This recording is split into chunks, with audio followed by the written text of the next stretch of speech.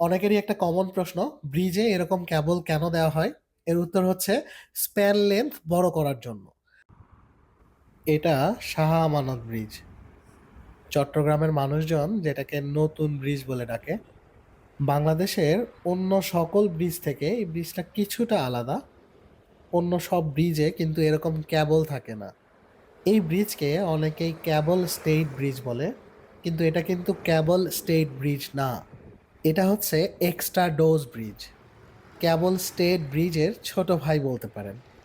Cable state bridge এবং extra dose ব্রিজের মধ্যে প্রধান পার্থক্য হলো ক্যাবল স্টেট ব্রিজের ম্যাক্সিমাম লোড, অর্থাৎ মোর দেন 80% লোড এই ক্যাবলের মাধ্যমে পাইলন বা টাওয়ারে ট্রান্সফার হয়, তারপরে সেটা গ্রাউন্ডে যায়। আর এ ধরনের এক্সট্রা ডোজ ব্রিজের ম্যাক্সিমাম লোড কিন্তু প্রি স্ট্রেস বক্স গার্ডারের মাধ্যমেই ট্রান্সফার হয়। কেবলটা একটা এক্সট্রা ডোজের মতো কাজ করে, যে কারণে এটার নাম কিন্তু এক্সট্রা ডোজ ব্রিজ। কেবলগুলি যে টাওয়ারের সাথে কানেক্টেড থাকে তাকে বলা হয় পাইলন। এই পাইলনের হাইট এক্সট্রা ডোজ ব্রিজের ক্ষেত্রে কম থাকে। পাইলন বা টাওয়ারের হাইট যত বেশি হবে তত স্প্যান লেন্থ বড় করা যাবে, যে কারণে ক্যাবল স্টেট ব্রিজের ক্ষেত্রে পাইলন বা টাওয়ারের হাইট কিন্তু তুলনামূলক অনেক বেশি থাকে। অনেকেরই একটা কমন প্রশ্ন, ব্রিজে এরকম কেবল কেন দেওয়া হয়?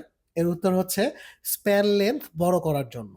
শাহ আমানত ব্রিজ যেহেতু চট্টগ্রাম বন্দরের খুব কাছাকাছি, তাই এটার নিচ দিয়ে নির্বিঘ্নে নৌযান চলাচলের জন্য স্প্যান লেন্থটাকে বড় করা হয়েছে। খেয়াল করেন, এলিভেশনে দেখা যাচ্ছে ব্রিজের মাঝখানের তিনটা স্প্যান সবচেয়ে বড়, যার প্রত্যেকটা প্রায় 200 মিটার। এ ধরনের এক্সট্রা ডোজ ব্রিজ নর্মালি 100 থেকে 250 মিটার স্প্যানের জন্য ডিজাইন করা হয়। তবে চায়নাতে 400 মিটারের এক্সট্রা ডোজ ব্রিজও আছে।